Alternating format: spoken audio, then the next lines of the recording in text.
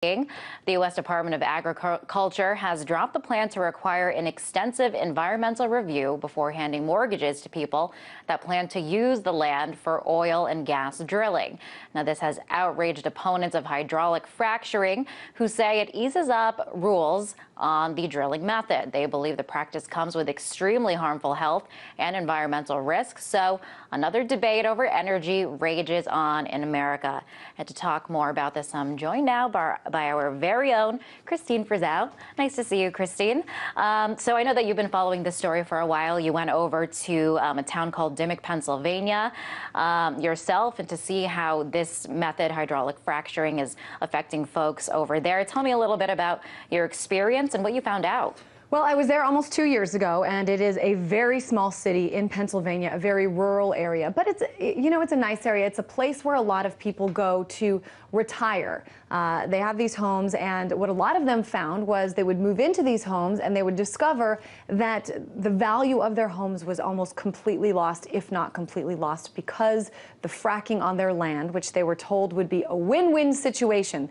Cabot Oil Gas was the name of this particular company, but there are gas companies everywhere.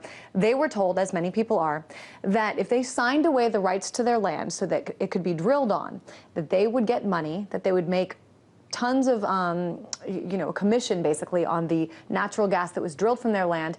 And it would be a great thing, and it would bring jobs to the area, which it did bring some jobs, but most of the people actually came from Texas to do this. That's not how it played out. Basically, people reported seeing, getting open sores on their leg. There was an entire street I went to called Carter Road, in which just about every resident on that street had major problems, skin breakouts, and their lives are essentially ruined. And that was nearly 2 years ago. And this was 2 years ago. Have you talked to any of the people you've interviewed since, and how are they doing these days? Are they better Yeah, off or worse? I've stayed in touch with quite a few of them, especially over Facebook. They have a bunch of groups, and it's sad to say essentially their lives have not really changed. When I was there, I believe it was really just about this time in 2009, and a lot of them had these huge, imagine, like a 12-person jacuzzi, a huge tank put outside their house, and Cabot Oil Gas paid for them to get water delivered every single day, because previously their indoor plumbing was connected to their well, but their well was polluted.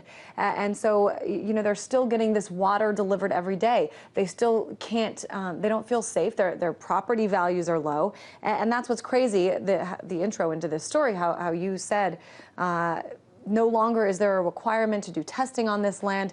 This is an in-your-face example of these oil and gas companies really just being in bed with way too many members of Congress, because there's no reason why testing shouldn't be done. And, some other things have happened as well. The Bureau of Land Management had a new set of rules where they were going to require these companies to at least list, not do additional testing, just list the chemicals that were in the fracking fluid that they were putting in. There's ways to get around it now. And so clearly, when you take away this transparency, you got to ask what's going on here. And what do you think is going on? I mean, it doesn't seem like people's health is what they're concerned about.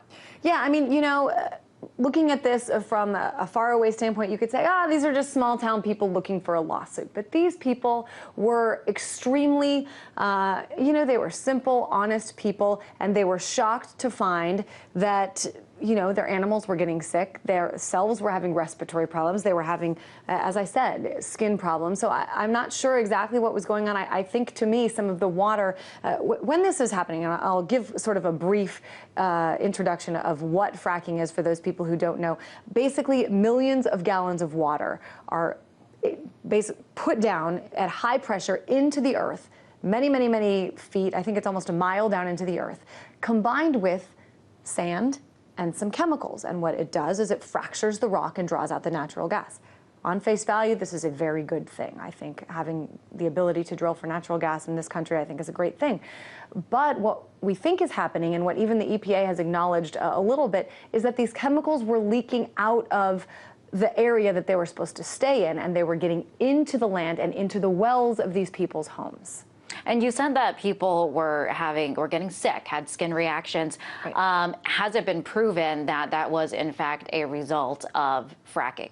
Well, I think if you're going to take this to a court of law, which they're in the process of doing, you have a street, an entire street, and many other homes in the area in which people were just fine. They agreed to have drilling, fracking take place on their land, and all of them started getting the same symptoms. And you know, we showed in one of the stories that I did something similar as the documentary Gasland that Josh Fox did, where this person, and we saw it with our own eyes, he lit the water from his sink on fire. So I don't know anyone that's going to tell you, oh, that's just normal. Anyone that puts a match to their sink water is going to see that. No, it's not. So when you can light your water on fire, you start getting skin reactions. Proof is in the pudding. All that, if your water catches on fire, something is not right. Chrissy, thank you for keeping us updated on this story. That was our very own RT correspondent, Christine Frizzell.